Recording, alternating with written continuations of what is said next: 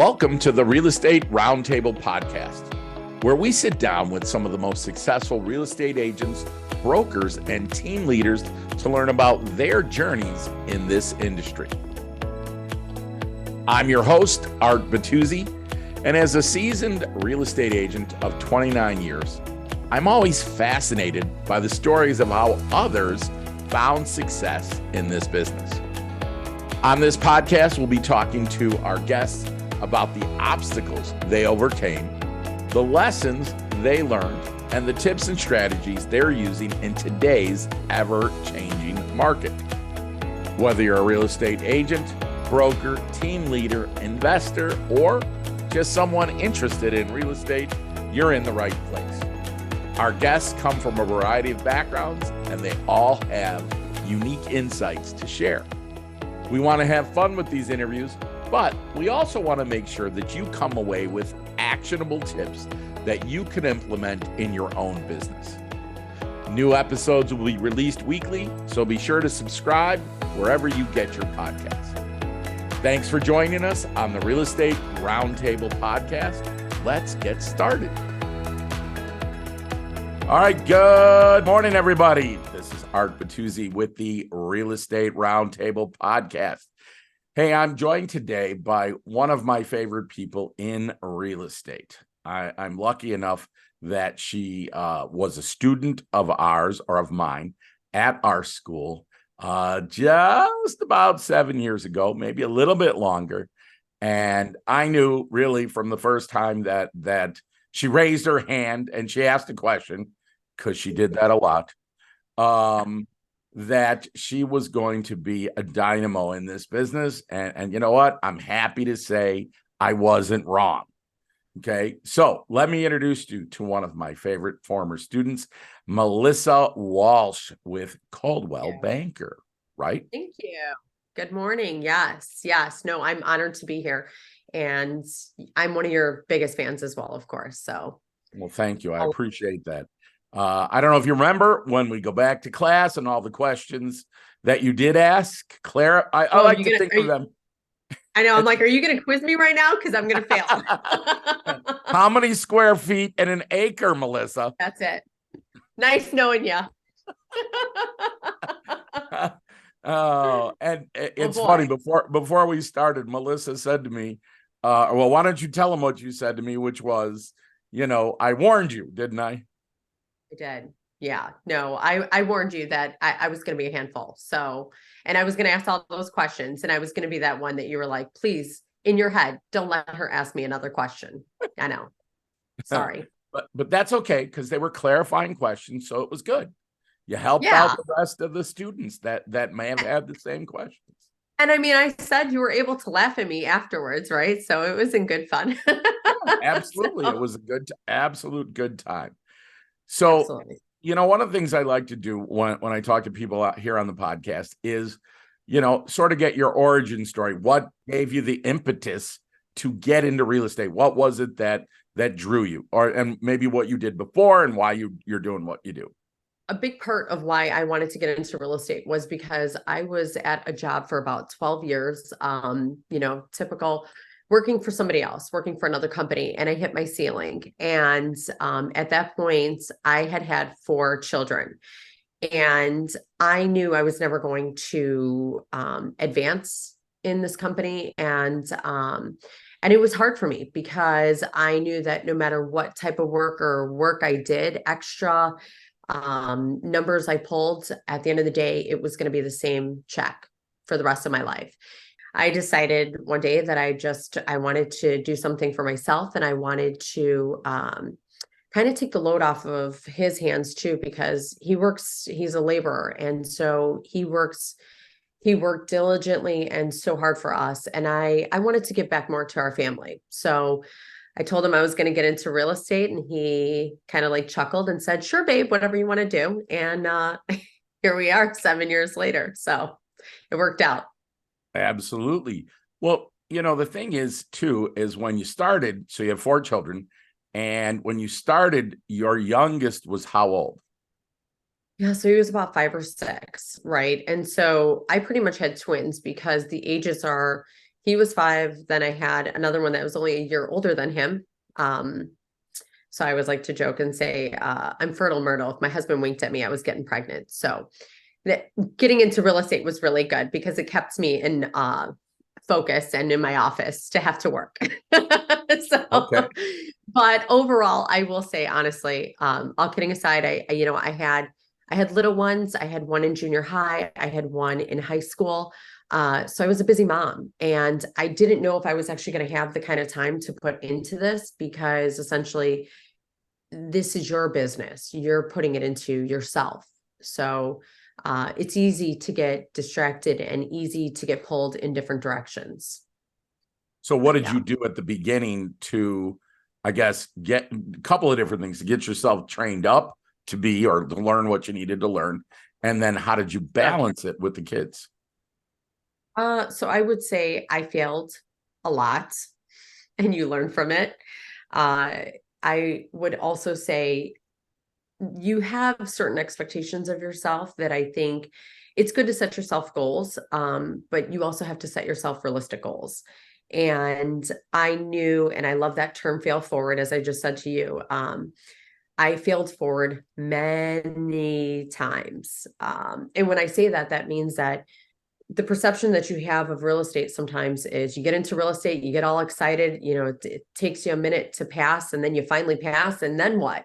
Now you got to go out there and you got to get the business, and it becomes a harsh reality because not friends and family are going to want to do business with somebody who's brand new, right? So that's a little scary for a lot of people. But I think for me, it was understanding the work that I was going to have to put into it in order to get the results that I wanted, with kids or not.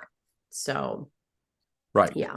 And what did you do at the beginning to sort of generate your business? So I will tell you the first 6 months, and I can't stress this enough, especially for those newer agents that feel as if they are going to be getting that paycheck right away. It doesn't necessarily happen. I want to say I probably worked over 40 hours a week, because remember, you're doing this for yourself. So I'm investing in myself. So it was day and night. I have a video that I kept that I interviewed my kids. I would interview my kids with if I ever got the chance to go on a listing appointment, so I could see and kind of rehearse it so that it became natural, since I hadn't done one. I didn't want to screw up in front of people, right? I'd rather screw up in front of a 5-year-old than a 6-year-old. So while my kid is laughing at me, I'm still trying to keep a straight face and keep rolling through my listing appointments. That's not non-existent. So I did. I worked over 40 hours, and I want to say I did that for about 6 months with no paycheck. And then it finally happened. And so that is good perspective for everybody to understand. It doesn't come quickly, and it's so true. It's cliche, but success doesn't happen overnight. And if success was easy, all of us would be successful. So you just have to know that you're going to put the work into it, whether it means, doing open houses every weekend. There's a lot of sacrifice. I door knocked. Actually, my first deal was a door knock. And so, Really? oh yeah. Oh I yeah. didn't know that. That's great. Tell us that story. Okay. Well, I want some kind of disclaimer, because I want to say that first off, you should always be very safe when going into people's houses, or at least notify your husband, your family. But I will tell you, so I did it for a couple hours every single day, because I said that I was going to really hit the areas in my neighborhood. So I must have gone, I'm not kidding you. It felt like 100, but I probably did about like 30, 40 houses at that point. And a gentleman opened the door, and he had said he had never seen a real estate agent actually come to the door and ask for business in that aspect, where I said, hey, listen, let me tell you what your house is worth. And at the end of the day, maybe one day, if you decide to sell, you'll remember me, and let me give you some information. So I think it goes over very well when you're coming from contribution, stating, hey, listen, I'm going to give you this. This is information for you, whether or not you need it. And he said, actually, we are thinking about selling. And he called his wife over. We started having a conversation. And 2.5 hours later, me having dinner with them and signing paperwork, I had my first deal. Again, although you probably want to notify your husband, because my husband at that point was ready to call the police stating that I was missing. So but I was so ecstatic to give him the news afterwards that, yeah, that was my first deal. And from there, it was a trickle effect. I took that whole block. I ended up doing 3 houses on the one block. And I just went right up to the houses next door. And I said, hey, listen, I just got this guy under contract in 2 weeks. If you guys are thinking about, selling, or you want the same results, here's what I can do. And eventually I ended up doing, 3 homes in that block. So I was pretty happy. Yeah. Not overnight though, right? Right. Not overnight. No. But there are people who detract from the idea of door knocking. They're like, oh, you never get from door knocking. You do. And I think that that's where you have to also tell yourself, like, if you're going to tell yourself no, you're limiting yourself. And at the end of the day, you truly are selling yourself. So if you don't believe it's going to happen, you're right. It's not going to happen. I told my husband I wasn't coming home until I got a deal, until I had a listing. And that's exactly what happened. Now, again, I don't sit here and pretend as if it was so easy, right? I mean, there are many tears shed. At one point, I think it was like my 3rd month after working really hard and I was exhausted. I told my husband I was going to quit, and I was actually going to be property manager, because it was consistent pay. And he was the one to actually tell me, this is what you said you're going to do. Just keep at it, babe, and we'll make it through, and you're going to do just great. So, after swearing and crying in the shower, I finally, so I got my big girl pants on. Let's go. Here we go. And let's go. Yeah, that's exactly it. And I did open houses every weekend. One of the things too, that I think is really important is I wasn't trying to reinvent the wheel. I wanted to see what others had done to be successful. And so I took them out for coffee. I took them out for lunch. I took them out for dinner, just to pick their brains, and kind of tweak things to make them my own, because I like things that are more organic. But in order for them to be organic, you have to have some business, right? And so for me, that was part of it. But I had a conversation with every person that I was in touch with, that I met, that I even said hello to. They knew I was in real estate. So I wasn't a secret agent, right? Good. I'm a real estate. So that's what it was. But yeah, it gets taxing and exhausting, but in the end, it's absolutely worth it. And I would do it all over again if I could. Well, and you don't have to do it all over again, because you're still doing it. You're still rocking. You're right. But you know what? The reason why I say that, and I'm sorry, and I just want to say this, even when you do become successful, sometimes you get complacent. And that's why I said it's a good reality that sometimes you have to go back to basics and the fundamentals. So, yeah. Well, we're going to talk about that, because, I want to see how you shifted with the pandemic. We're going to talk about that. But so in that first year, how many transactions in your first 12 months in real estate? So for the first 6 months, 0. Right. The last 6 months, 32 deals. So I became, I was rookie of the year. Yeah. That's what I remembered. So that's why when you said 0 in 6 months, I'm like, I could swear she was rookie of the year. Yes. Yeah. It's a trickle effect. And when it happens, be ready for it. And it's fantastic. It's a phenomenal feeling. But my first year, was just a hot mess. It was crazy. Right. And, you make so many mistakes, but especially in your first year. And, but again, it was all worth it, because my last 6 months, I did 32 deals. So I was very fortunate. So you averaged five deals a month the last 6 months. Yep. All right. And so dollar volume that first year, do you remember? So I want to say 11 million. I think that roughly was around 11, 12. Wow. Yeah. Excellent. No, I'm lying to you. Yeah, right. See, I'm a numbers person. So when I can't get it exact, this is what I do. So now I'm going to keep going. I'm going to go over this in my head with, around roughly. Around. Yes. That's nobody's going to 10 or 11. I know. No, you're Nobody's good. going You're to good. pin you down. But still, rookie of the year, and you had that great year, and then you roll into year two. And in Yeah. terms of increasing your volume, how'd you do year two? Well, so I want to point out as well, I wasn't selling the $1 million homes, right? I wasn't selling, I live in Oswego. I think that the average median price point of a home, I think, is 300,000. And I wasn't even doing that. I want to say I was doing closer to 200.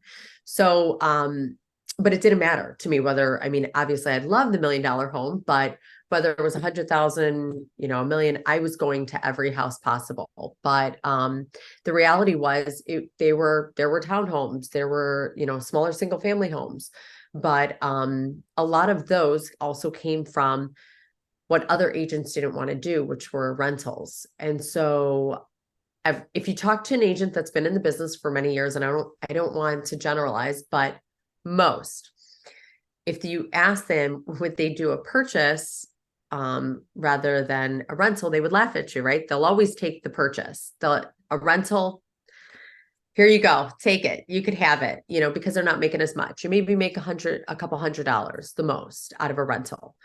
But I took every rental possible because I knew that after that year was up, I was going to convert that rental into a purchase, and you convert that purchase into a sale and another purchase. So I had a big picture that I was really kind of shooting for. So, and that was part of it with the second year.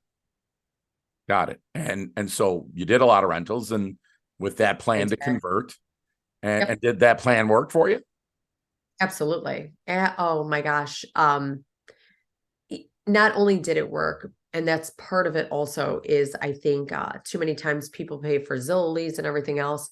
When I say organic, I kept in touch with my clients. So those renters who became first-time homeowners, whether it was that they were getting married, they had something significant happen in their lives, they made me a part of it. And so, like, it's cliche, but what an awesome feeling it really is to be a part of something like that. And to see people begin, have their first beginning in a new home, and then maybe grow their family and sell that house into a bigger house, and you be a part of it. It's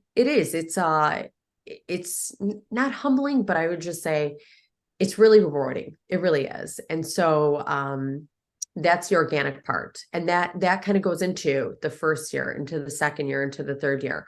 So I kept in touch with all my clients, and I did make sure that at least once a month, and I kind of set myself up the second year, the people that I had for the first year, I would touch base with them, whether it was that I was sending them a $5 gift card to Starbucks just to say I thought of them.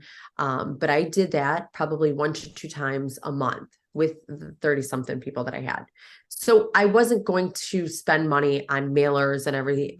Like I said, the Zillow leads, it was going to be organic, because what better of a feeling if I've done right by this person and they think I've done such an amazing job, to be able for them to tell other people.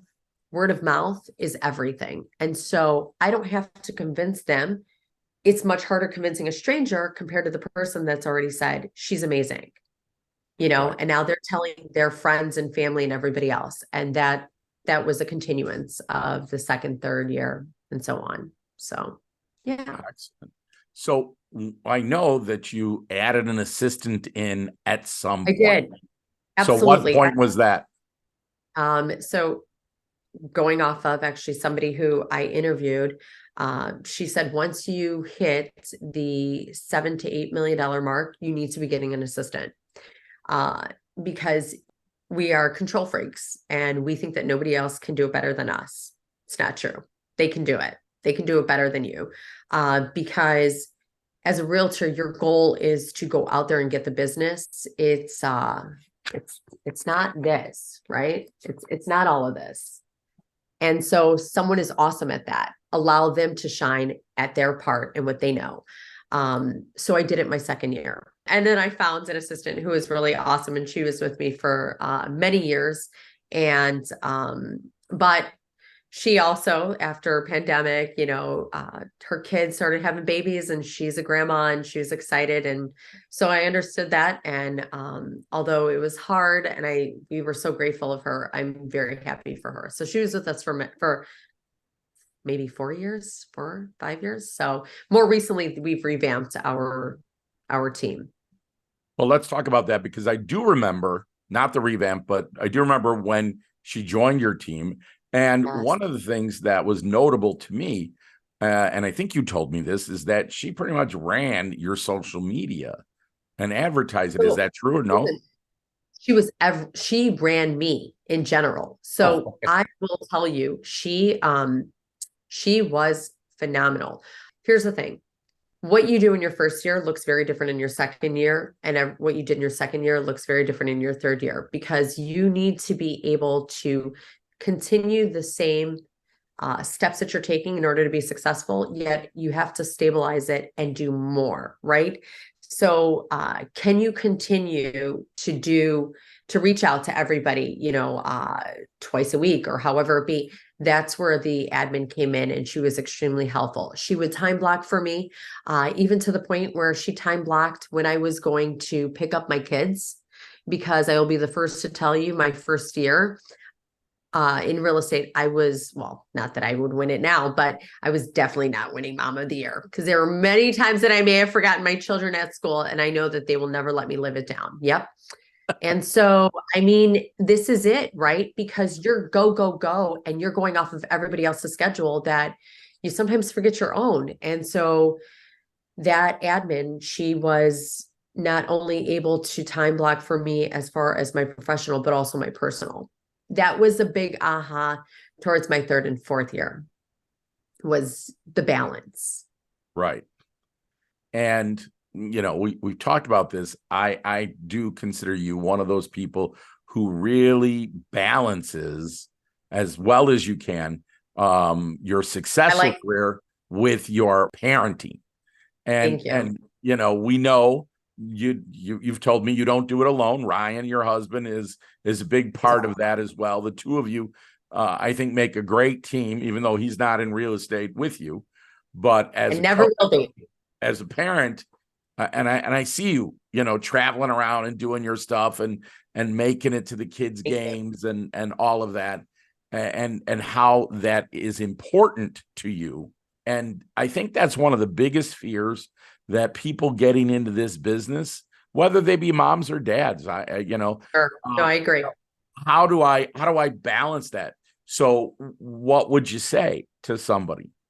I think if anybody were to tell me, and I've run into this where people have said, I want to get into real estate because I'll be able to make my own schedule, or due to the fact that the flexibility, is so nice. I would shake their hands and tell them good luck. And you should probably go into another industry, because that is unrealistic. When I say that, I say that because you really are going off of other schedules, and it's truly important to have. So I always say, honestly, and I can say this because he's not here, I probably should give him more thanks, but yeah, he's my biggest cheerleader. And I think when you have good people surrounding you that are rooting for you, it's much easier, because the sacrifice that you're making. And listen, who doesn't feel mom guilt, dad guilt? We feel all of it, right? We're guilty for everything. And so, right, it just goes with it. But you have to give yourself, you have to give yourself some grace. And that's something that I have learned over the years, and I'm not even close to perfecting it. And I laugh because my husband will tell you till he's blue in the face, he is not a people person. He does not want to sit on a phone and talk to people. Sometimes when people come and talk to him, he will walk away, and I will fill that position right in. And I just walk right up, and they keep talking. So, it's a balance, but it's also, you have to know, you're complementing one another. And so for me, it was hard. Like I said, I cried, I felt horrible that I missed some of my kids' games, but I think with us and our family, we communicated a lot. So if mom was missing a game, you knew she was missing a game, because I'm working hard to make sure that you can continue to go to the school that you go to and play the games that you play and give you the life essentially that you have. And it was understood by the kids. And especially the first year, I think my husband got a sweatshirt, and I think that was maybe a little hidden message, although he laughs about it. He got a sweatshirt that says, yes, I am married. Yes, she exists. She's in real estate. And no, she's not imaginary. So I was like, okay, so maybe I need to be a little bit more present. But overall, it's a change. And I think people are so scared of change. But what I would say to anybody is, we are so quick to invest in everybody else's company. Why wouldn't you invest in yourself? And if you have somebody who is willing to back you up and be your cheerleader, run with it, take it as much as you can. And yeah, balance. There's never a perfect balance. You're never going to get it. I'm never going to be the perfect parent, perfect wife, perfect realtor. But I think the fact that each day I try, I swear to you, I really do this. And I do my affirmations every morning. I just try to be the best version of me. And if I mess up big time that day, I'll be the first to tell you that I'll have a glass of wine and laugh about it with my husband, because I'm like, dear God, what was I thinking? But tomorrow's a new day. And that's the reality. And I think that's where everybody needs to understand that you may see on social media that everything is great, but that's not what it is. Have I stayed up and not been able to sleep because of a transaction? Yeah.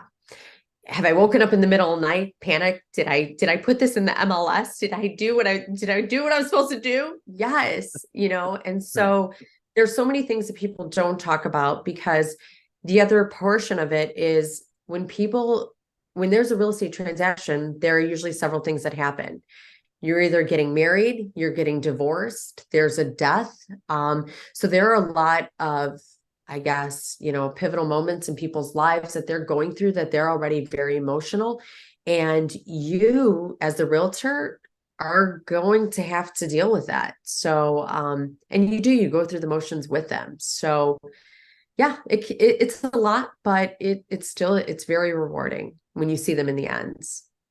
Well, I've often said that, when we get into this business, you end up being a lot of other things besides a real estate broker, don't you? Yes. Yes, I will be accepting, what is it? I'll be accepting any type of, what is it? The certification for psychology, for teaching, Therapist, you name it. marriage counselor. Yes, marriage counselor. I am, oh gosh, I can't even do the marriage counseling because I'll have to tell you about that deal. Okay. But yeah, you're everything. You wear a lot of hats. But that's part of the balance, right? So yeah. Well, and here's the thing, you must enjoy it to I some do. degree, because you continue to do it. Yes. Right. Yeah. I mean, there's aspects where you're like, I don't want to get into nitty gritty of your marriage, but people, but the fact is if you can help people, and you sort of said it, if you come at it with that servant heart, or with that mindset of trying to help somebody, that all's in that frame, isn't it? Sure. It is. And I think that's where you have to say to yourself, it does become more than just that paycheck that you're going to receive. It's, I mean, we've been at closings where, people have cried, and it's emotional, and it's just the coolest feeling to be able to see that they are now starting a new chapter in their lives, and you were able to be a part of it. So it's cool. There's some messy ones in the middle of those too, right? So, I mean, you get all of it, but it's always, you always end up with more rather than less, as far as the deals go. Great feelings. So yeah. Absolutely. Just a thought is, have you ever fired a client?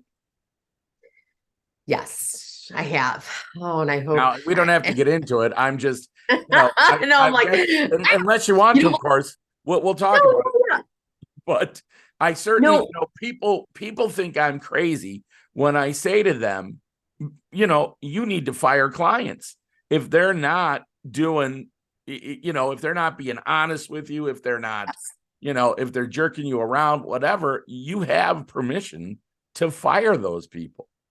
I would agree with you. And I think especially in the beginning, you're so desperate for the business Right. that you're willing to compromise sometimes, even how people treat you, essentially. And I hit that point. I had been in the business, I want to say it was my second or third year. And I did fire someone who was very degrading.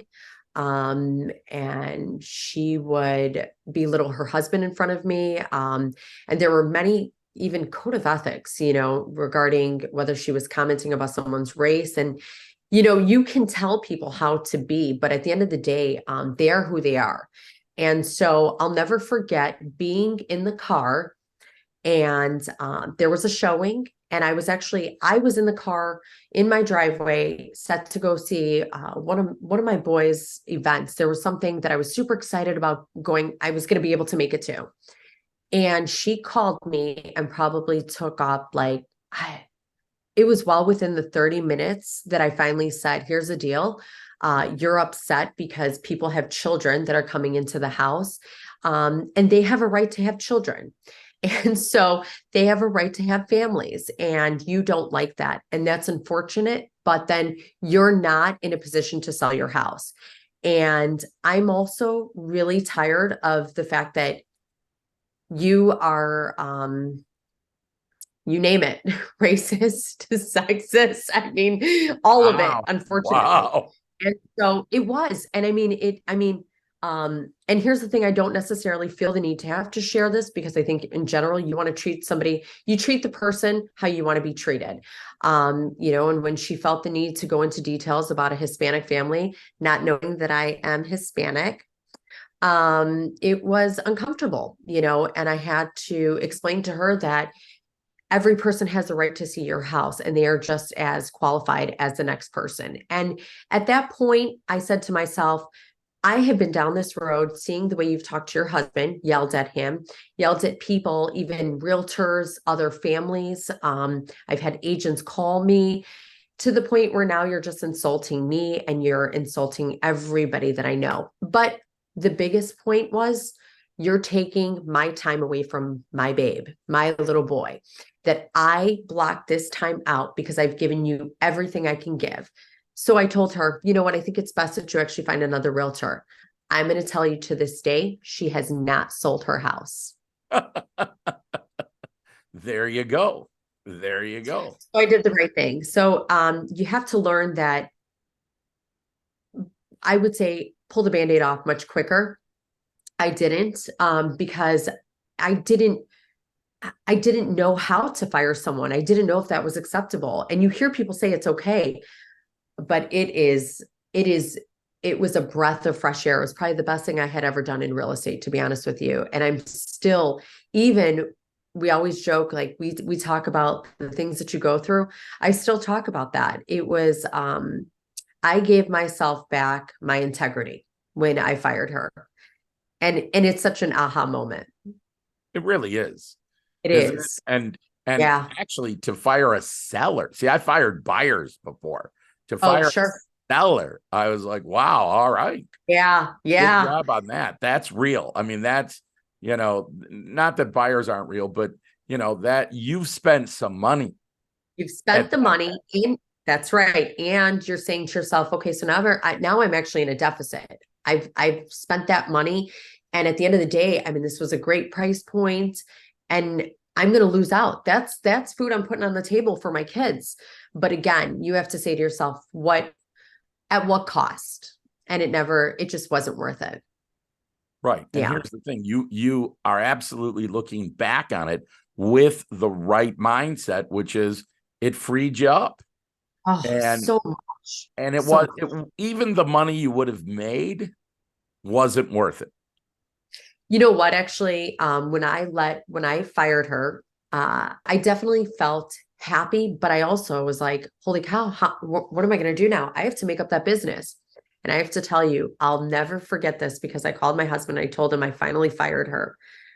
And within that week, I had 2 listing appointments that I did get well over.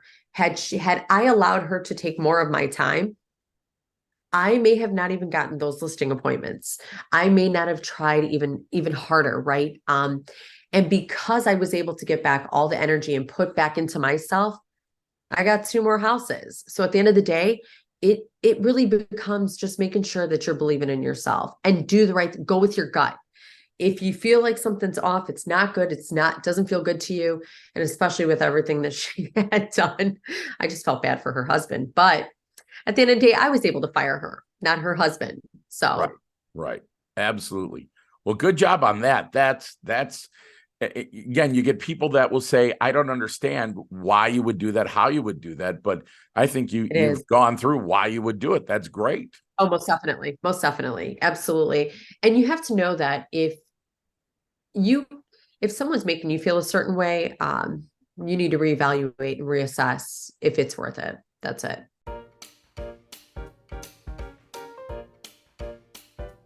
Hey there, Real Estate Roundtable podcast listeners. I want to take a moment to tell you about our sponsor, I Love Real Estate School. If you're looking to get your real estate license or fulfilling your continuing education requirements, I Love Real Estate School's got you covered. As an Illinois licensed school, they offer the state-required broker pre-license course, managing broker pre-license courses, post-licensing courses, and continuing education. And the best part, you can take the courses either through their live stream with a live instructor or online home study. So no matter where you are, you can get the education you need to take your real estate career to the next level. I Love Real Estate School is committed to helping you succeed in the industry. That's why they offer comprehensive, high-quality education at an affordable price. So, if you're ready to start your real estate journey or stay up to date with your continuing education, head on over to iloverealestateschool.com today to learn more.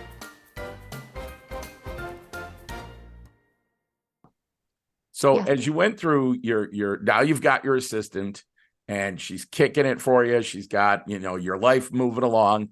And at some point, I know because she came to class that you added to your team a very special person, didn't you? I did. So one of the things that I will tell you is I came from humble beginnings, and I won't get too much into it, but one of the goals too, and the reason why I started this was because I wanted financial freedom, not only for my family, but my extended family. And I wanted to be able to help my family in general. And I think that that's what's key, is that this business, there's no ceiling. And so you are as successful as you want to be or unsuccessful. And for me, after I had been in the business for a couple of years and I was kicking butt and we were doing great, I said, I still am only one person. And my goal was always to have my mom join my team. And so called you up. I said, get my mom licensed. And I think I even told you, like, if you thought I was a firecracker, I'm extremely tame compared to my mother. So get a Latina lady going and it'll never stop. But she was awesome. Yeah. And so she has been, she's been on our team. She brings so much to our team, especially the fact that we've been able to help Hispanic families and just a different demographic of people, because she's obviously fluent in Spanish and gotten people who didn't even, they don't have their social security yet, but it's ITINs. They're able to work here and kind of live the American dream. And she's made that happen for so many families, which is just so awesome. So yeah, it's been great. It's been great. I mean, I don't necessarily say that she listens to me, right? Because let's be real, I'm still her daughter. So she struggles with that. But at the end of the day, she's great. She's a great team member. Well, she really is. And I remember her in class and she was She was definitely, somebody that was interested in what was going on. She was trying to understand it. And I had to say to her a couple of times, okay, you just need to know this piece for the test. Don't, Absolutely. because she was like freaking out a little bit about, Oh, totally. what about this? What about this? And I'm like, Yeah. just relax. I said, Melissa will tell you. You're But not you going probably to. get that. You get that, I'm sure, right? Where people really they get overwhelmed and it's, oh my gosh, like I don't understand this or I don't understand that. I mean, you see it all the time. All the time. Yeah. People will say to me, I don't want to make a mistake when I get out there. And so I got to learn all of this stuff. And I went, no, no, no, no, no. The mistake stuff is going to come on the stuff I can't teach you, because I can't Correct. teach you because, we have a curriculum to get you through to the test. But when you get Absolutely. out there and you start working in the business, you're going to make mistakes. Yeah, you have to. The key thing that somebody told me very early on in my career was just don't make the same mistake twice. There you go. Absolutely. Right? And if you're not making any mistakes, that means you're not doing any business. Right. So, Right. yeah. And as long as, like you said, you have your integrity and you treat Absolutely. people the way you want to be treated, mistakes are going to happen. Balls are going to get dropped. Of course. Absolutely. Miscommunication is going to happen out there, right? Human beings, most definitely. Yeah. So when you added your mom into the team, now you're the three of you. It was you, mom. And so mom came on the team as a buyer's agent. Yes. So I didn't want to limit her. She is a buyer agent, but I think that that's just a term. She's still able to take on listings, but for her, she felt more comfortable. She loved working with families where she got a lot of gratification out of seeing them purchase their first homes, or being able to help them purchase a home when others had told them that they couldn't. So she really got like that niche market. She did phenomenal. Yeah, she did great. So she does all of it, but primarily, yes, she loves her buyers. Of course. And so now let's fast forward a couple of years into the pandemic years. How did the pandemic treat you and your team? So actually the pandemic was when everybody was running inside, we were actually running outside to the homes because everything had blown up. And so we had actually done one of our best years, and that was close to 26 million in real estate, to the point where I needed another buyer agent. We didn't know what we didn't know, right? So we didn't know what to expect. We didn't know, we always say that spring is like the best time to purchase. In a pandemic, tomorrow is the only time to purchase, as far as we know, so we have no idea what's happening the day after tomorrow or even tomorrow. So you either purchase it today or tomorrow, God knows what's going to happen. So for us, it was trials and tribulations is what I would say. We had no idea, but people were taking advantage of the rates, of course, because they were record low, which I don't know if we'll ever see, but in fact, I was one of them. And a lot of people made some really great purchases. Yeah. And sold their homes for a great amount of money as well. So what kind of things did you and your team do in the pandemic that you would never have thought you would ever do? And I'm not talking bad things. I'm talking in terms of showings and that, what you go, oh my God, I would never have thought this would work. I mean, besides the fact that even in the beginning of the pandemic, the first initial week, I'll never forget, I pretty much had a hazmat suit on, right? And I think 3 or 4 masks and gloves, and I turned on all the lights and made sure I was running outside, and then they would go inside and then we would meet outside, within distance. And it was, we look back at that and it's just some crazy times. But what I will say is the craziest part for me was the fact that there were families that purchased homes without ever seeing them. And that's called sight unseen, as you know. And so I had to be the one to determine if this was a good enough house for them. Scary. Talk about pressure. Yes. Yeah. Talk about those nights I didn't sleep. So it was, that had to be the craziest part for me. I never I never would have thought that I would be in a position where I actually decide for somebody else what kind of a home they're going to purchase, and they would never see it until the day that they would close. Wow. I Wow. know. Yeah. Pretty wild, Crazy. right? Yeah. Knock on wood. Yeah.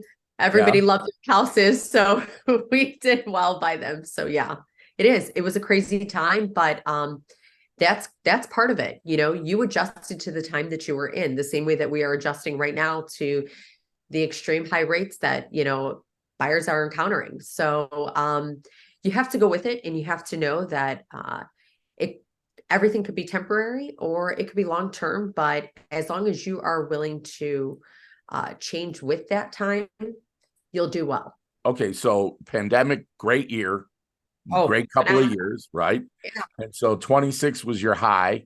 And then Yep. last year, what was production last year? The last year we were around 23 or 22 point something. And a lot of it had to do with the fact that, it was a change time. People weren't getting 2.5 interest rate, and the type of people that were moving because they had to, essentially. But that doesn't mean that life doesn't go on. So things still happen. People still get divorced. People still get married. People are still having babies, growing families. So everything is still happening in the world. It's just us adjusting to it. And so, kind of going back to what I had said originally, we also went back to the fundamentals, because during COVID, we were like chickens with our heads cut off. We were going from here, there, here, there. There was no way that we even had a chance to do open houses. I mean, Right. houses they were sold within hours. And so that's where I think also that we ran into the challenge of everybody raising their hand saying they wanted to be a realtor because they thought it was so easy. And so now we were up against agents we called them discount agents, because they were willing to give it away for free, where we were still willing to put in that work and effort. But we weren't discount, realtors. And so we were still charging what we were charging with our commission, because we were going to make sure that we took care of our clients the same way that we would have pre-pandemic, post-pandemic, during all of it. But that was a little bit challenging. And so it really came down to us going back to the old school ways and really kind of honing in on open houses, marketing material, everything. And just that was the revamp of our team. Yeah. And so the most number of people you had on your team was how many? So including myself was about 5. Okay. And now you're down to? It's myself, my buyer agent, and then we have an admin. And so right now we're good. I think I've learned to be a little bit more particular. And when I say that, it's okay if things don't work out with agents in general, because like I said, I think that my expectation is high, and but I'm also not willing to let that go. And so I know that there are other realtors out there that have that same mentality, but they're just not as many. And that's okay. And so I think that once people understand how to work hard, a lot of people, I struggle with the mentality, work smart, not hard, because for me, it was work hard and then work smart. And I think that's something that a lot don't seem to understand. So you got to put the time into it. That's the reality. It certainly is. And growing up as children of immigrants, Yeah. it was always work hard, work hard, work hard. Always. Right. Always. I mean, I was lucky. My dad, had gone to college, and he was like, you're going to get an education, but you're going to work hard, and that whole thing. And so, it's sometimes, to me, it's like, just put in the work. Absolutely. And things will happen for you. Most definitely. And that's where that goes with the whole mentality of my first year. Put in that work.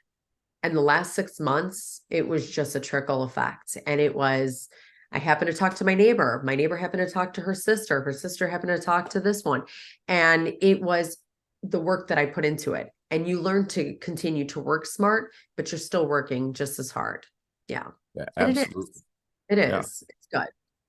So, I know the answer to this question, but I want to get it on in the podcast, which Okay. is, Melissa, do you use an exclusive buyer agency agreement here in Illinois?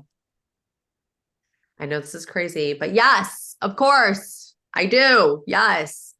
I know that agents are really scared to use the buyer agency agreements, but something that you have to remember is that, and it took me a minute to understand this.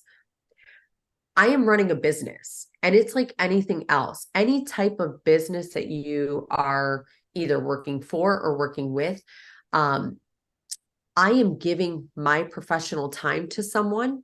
And so I need them, and we sit down and have a good conversation about this. But this isn't me just running out saying, hey, let's hang out and go see some homes, right? Because it's fun. No, this is contractual. This is me saying, I'm going to give you everything I have in my professional opinion, whether I'm running a comparative market analysis, I am searching for homes, I am negotiating deals, I'm doing everything for you. So I'm going to have you sign this piece of paper that says you're going to be loyal to me because I'm going to show you how hard I work for you. And I think it's really the approach. I know, have I been told no? Absolutely. Did I take them out? No. Did they come back? Yes. And I truly mean that. Especially there's one great couple too. They didn't feel comfortable signing a buyer agency agreement. I get that. I totally understand. And that's where then you have to provide your worth and you have to explain to them what it is that you do. And I think that's a big part of what people and realtors, let me say realtors, do not do to the public is to explain and sit down and go over, hey, Mr. and Mrs. Buyer, let me explain to you what it is that I do. This is what I'm going to be doing. A, B, C, D, E, F. When you put things into perspective for them, I think they tend to understand then. That makes sense. And also, you're the professional. So I bring my buyers to my office so that we can have a good conversation and I can show them homes. Again, it's treating your business like a true business, and that's the difference. And you'll never have anybody blink twice about it then. Right. And on the same note, are you taking people out that haven't been pre-approved? That is super funny. No, never. Why I not? had Why not, Melissa? They're well, just and I interested. mean, They know they're no, approvable. Come on. well, and I get it. I get it. And here's my thing. And that's something that I say, and this is please, please, because realtors, the realtors that do, you make our jobs hard because I say to that person, listen, Mr. and Mrs. Buyer, I don't want to set you up for failure. I am looking to get you your dream home. The last thing I want is for you to go see a home and you find out that you don't feel comfortable with that type of payments or you're not qualified for it. So let's be sure that we do our homework first the same way. Otherwise, I'm doing you a disservice. Also, it's to make sure that the seller doesn't just have random people and they're having true qualified people. Mr. and Mrs. Buyer, one day you're going to become a seller. Do you want people who are not qualified coming into your home? No. Right. It really is that easy. I think it's just that people are scared to be told no. So I will tell you that I had a mentor actually tell me this. She told me until you can stop after you've been told 100 no's, because eventually you're going to get some yeses. And it was so true. And that stuck with me even my first year. No meaning whether somebody wants to sign a buyer agency agreement, no to wanting to pay the commission that you charge, as far as them selling their home, no to negotiating, no to not getting that house for your buyer. So there are no's everywhere, but your goal is to get as many no's until you get that yes. So 100% right. 100%. I was telling a class yesterday that my favorite answer is no. Because if somebody's going to then take the next step, if you say no and they come back, they're good. Great. Right? They're good with you. But if you say no, like they say, we want you to take us out, we'll get approved later.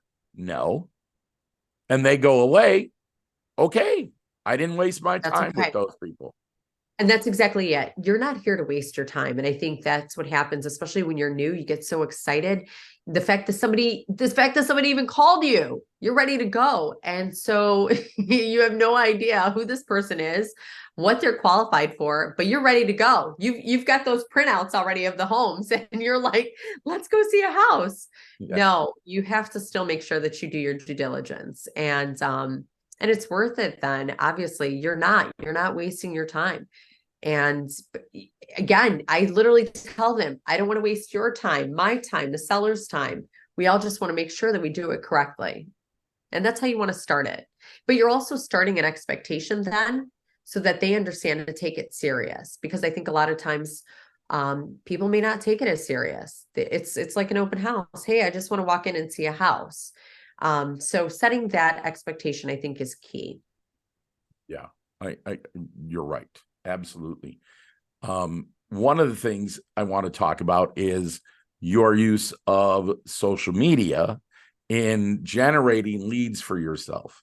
And I know you make that face, but I will say that I have noticed as of late, you've started doing some new things on your social media, which is having you in front of the camera, introducing or walking through a home that you have listed. Now, am I right? Is that fairly new? Yeah, that's definitely new. So contrary to how much I'm on social media, I am not a fan of social media. So I actually don't want to be in front of a camera. I have huge social anxiety. And the last thing I want is to have somebody have their phone in my face so that I can show them a house and show them how great of a home this is. But here's the thing, we're in 2023 and I have to stay with the times. And when I have, as I told you, I have my 21-year-old asking me why I haven't done any TikToks. My initial response was, well, none of them are even of age to buy a house. Well, they are now. Yeah. So, and that's part of it. And I think you have so much in the industry as far as media, $1 million listing, and you have all these shows now that really captured people's attention. And, they kind of are expecting to see a little bit. I mean, I'm never going to wear those type of 8-inch heels. That will not happen. But I need to stay ahead of time. And so I want people to like these, homes. And what better way than to be able to put it on social media? And this is where, again, I don't want to reinvent the wheel. And I prefer not to, but the reality is people love being able to see inside the homes. They love, you getting in front of a camera because you become relatable, and that's what people want. So they want it. I'm giving it to them. That's so funny that you say it that way, because so many people, are like, I don't want to be in front of a camera. And they just want to walk around and show, I'll just show the home, but I don't need to be in there. I know, but again, it's effective, but you have to right? take yourself out of your comfort zone. If you want to be Right. successful, this is what you have to do. And you have to be uncomfortable so many times. And every single time I say to myself, am I uncomfortable? Cool. I'm doing my job. I'm doing it. And it's so funny because actually, I think I even posted one that it was like a bloopers, because I did something with a CPA just to give back more information, right? So kind of like you doing the podcast. And I didn't realize how much I swear. And I think I dropped an F-bomb every other sentence every time I messed up. So we bleeped it out, but I decided to put the bloopers on for people to see, because this is who I am. I make mistakes. I'm sure like you said, you better have a good editing team, because I'm sure there are things that you want to edit out from our conversation. But, at the end of the day, this is what people need to see also, is that if you want to be a successful realtor, you have to do it all. You really do. And get uncomfortable. And that means that you're doing a great job. Well, and I do think you do a great job in terms of incorporating your family and what's going on in your life. I mean, you guys went on a family vacation. It's not that long ago. And, you had the whole group. and everybody seemed like they were having a good time. And, and that is sort of the reward for doing 100%. what you do, right? I will tell you. So again, going back to this, the reason and purpose and why I got into this was because I wanted to give my family financial freedom. I didn't want to see my husband have to work as hard. And I hit that ceiling and I couldn't do anything else. So for me, it was truly, it became that and then some. And when I say that, and you know this, of course, I was able to purchase our dream home. So how cliche is that? That here we're making dreams come true for so many buyers. And for the first time in my life, me personally, I was able to purchase our dream home for my husband and kids. And that was probably one of the best moments of my life. And still, I said I attribute all of it to real estate, but also too, it became experiences. I think the pandemic did something to me as well, where you realize how some things are just so minuscule and unimportant. And for me, I always remember that I'm doing this. My why is my family. What do I want to do? I want to experience it. So sacrificing all the sacrifices that the games that I didn't make, the things that I didn't make, what was it for? It was so that I could spend time with you. And here we are on a vacation going to Mexico for the week. And I had the entire family and I didn't have to stress or worry about how much it was going to cost. And we had an amazing time, right? We had a fabulous time. Those memories, they'll remember. They will take with them to say, we had one of the coolest Christmases with our entire family. And it was because my mom made those sacrifices. Well, they probably won't say that, let's be real, but they'll still say it was cool. But I know it was the sacrifices that I made. So, that it's big for me. And yeah, I attribute all of that to real estate. Yeah, I think that I remember when you purchased your home and what a milestone that was Yeah. for you and Yeah. your family. And I have a picture in my head of a picture that you have of you and Ryan outside the front of Yes. the home. And you're like, I'm just so happy to be able to buy our dream home. It was the coolest feeling. And I mean, I always joke and it's kind of, we joke now and we call Ryan the trophy husband because he's like, I still work, but I was like, that's not the point.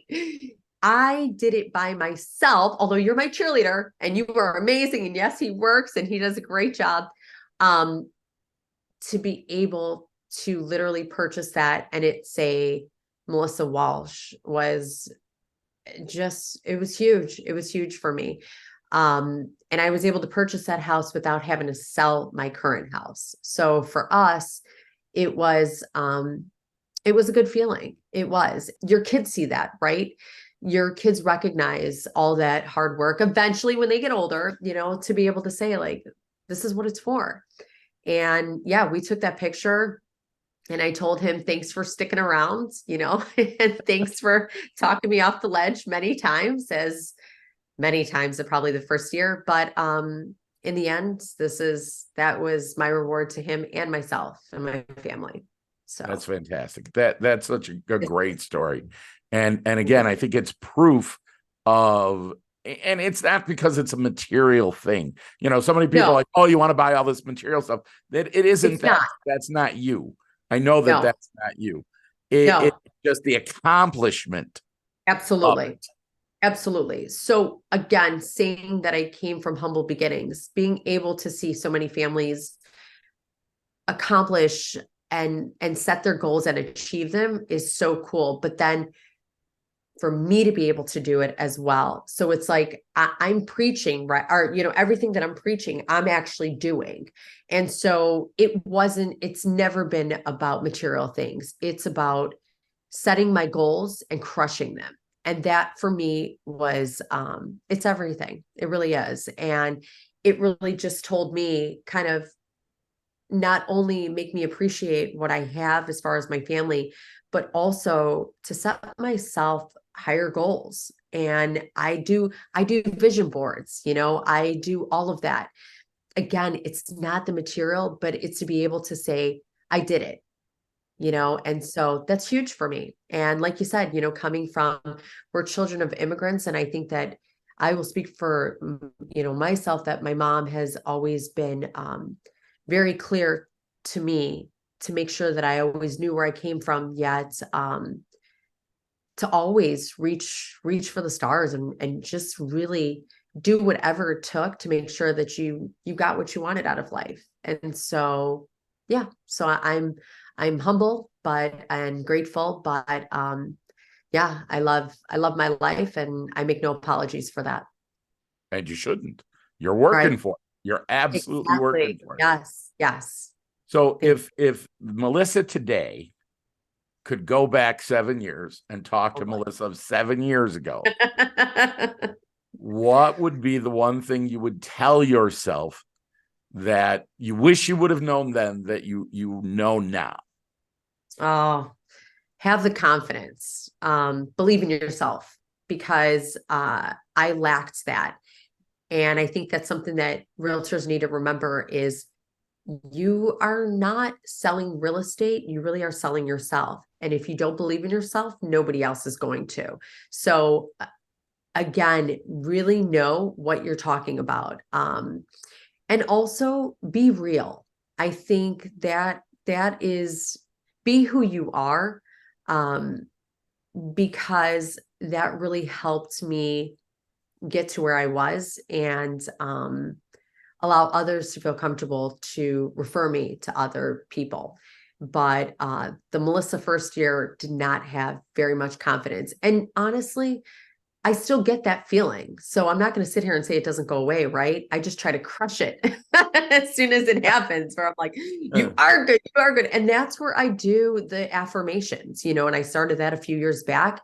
And it helps you. You have to figure out what's going to make you a better version of you.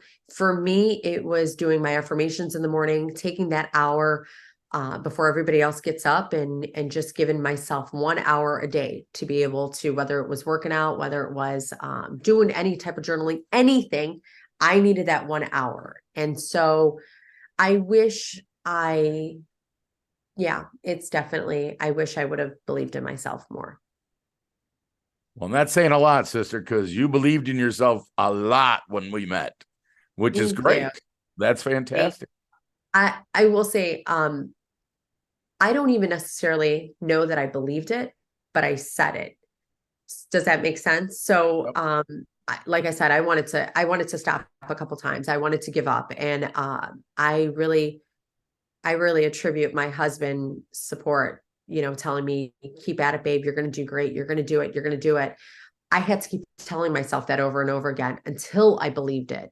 So even when I probably told you that, I didn't even believe it myself, but eventually it happens, And so that's where I said, you really are, you get to a point where you're like, damn, I can do this. Like, I am good enough. I'm getting that $1 million listing, And so it's just, I'm a work in progress is what I would say. Absolutely. Yeah. I just saw a thing where a guy said, faith it till you make it. Oh, I love that. Right? I love that. Yeah. Right? Yeah. That's good. That's good. It's true. You It got to really faith is. in yourself. You really, really do. And you have to remember too, I mean, you're going into this where you haven't done any deal. So what makes you better than the person that's done 30 or 40 deals, And so it just becomes being able to believe in yourself, because you're talking about you and what can I do? Here's what I can do different than anybody else, whether they've had 100 deals and I've only had one. I'm dedicated to you. And it is, but it also, as I said, go back to me talking about rehearsing this with my, 5 and 6-year-old, as they were laughing and making, fart noises while I was trying to do my, listing appointments, as I'm stating to them, and they're laughing hysterically and throwing pillows. It's practice. Practice makes perfect, and you have to continue it and continue it. You have to do all of everything that is incorporated with real estate. You should be practicing. And I believe in scripting. I believe in, oh gosh, my old mentor would kill me because I never, ever have done a cold call. But I did it in a different way instead. And it was, like I said, more the organic, where when I went to my kids' softball games, everybody knew that I was in real estate. And I was that person that was wearing the real estate shirt, asked me a question. And even if I didn't come from a real estate appointment, I said I did. And, oh, I'm so busy doing what, practicing my scripts, but I'm still busy in real estate. And it's just, you put yourself out there, and eventually once you start putting yourself out there, people are going to start grabbing, people want to work with busy people. So that's what it is. All right. So what advice would you give to a new person coming into the industry today? Everything that you think you know about real estate, you're wrong. So don't have, and I think that I see this with a lot of real estate agents, newer, I say. They have their own, they've already made up their minds, and they have a perception on how real estate's going to go. And I think you and I, being in the business for as long as we have been, we know that, there is no normalcy. There is no, things change, they fluctuate all the time. So I think that you have to have an open mind, be ready to just absorb everything, and be ready to work, be ready to get uncomfortable, be ready to put yourself out there. And even if you think that you're doing, you say that you do an hour a day, it's not enough. Do the 2 hours, but always remember that you're doing this for yourself. And I think that's the biggest thing. If you always keep in mind that you are doing this for you, it's much easier. So. All right. That's good advice. I think people getting into this business really need to hear, the reality of it. And Yes. That's the reality of it, right? Right. But once you know the reality, I think too, why did you get into this? Right. So again, that goes back with believing in yourself. Cool. Listen, rates are crazy high. So now how do you convince a buyer that they should buy the house that they once qualified for? Now they have to they qualify for a lot less, and here's the reason why. You're able to turn around to say to them, you're right.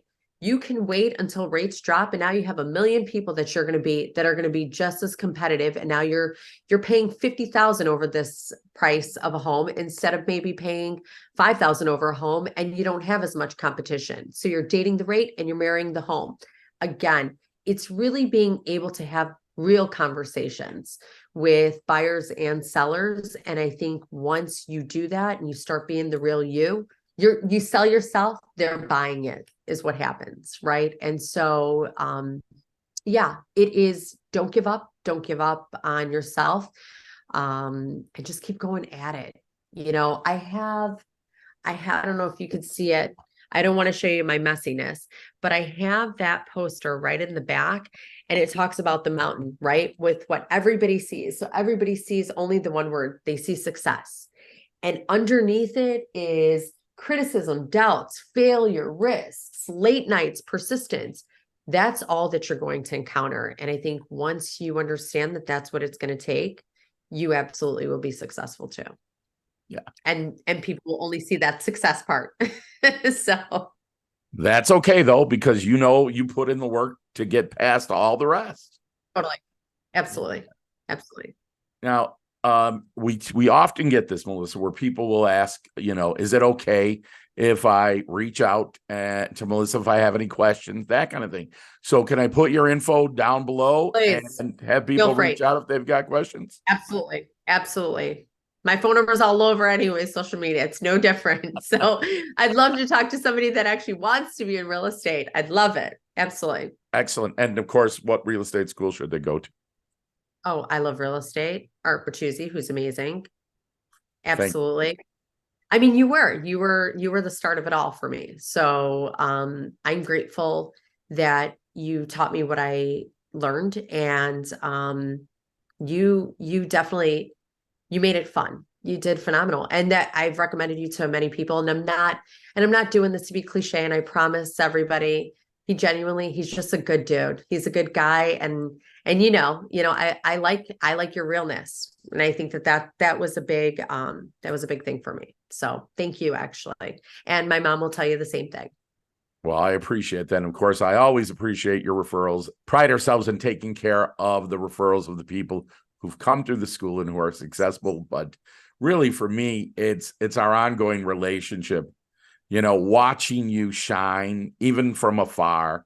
And is that kind of crazy, right? It is. It absolutely is. I mean, we were in the same office for a little while, and, I got to see you, and we would go to lunch, and we would do stuff. But, for me, it's just so much fun to see the success of my students and to say, not reflecting on me at all. It's more that, it's like, yeah, I had an idea that she would be good. And not only was she good, she's freaking great.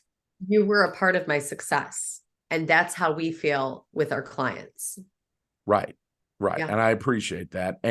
But again, you can give people the tools. Sure.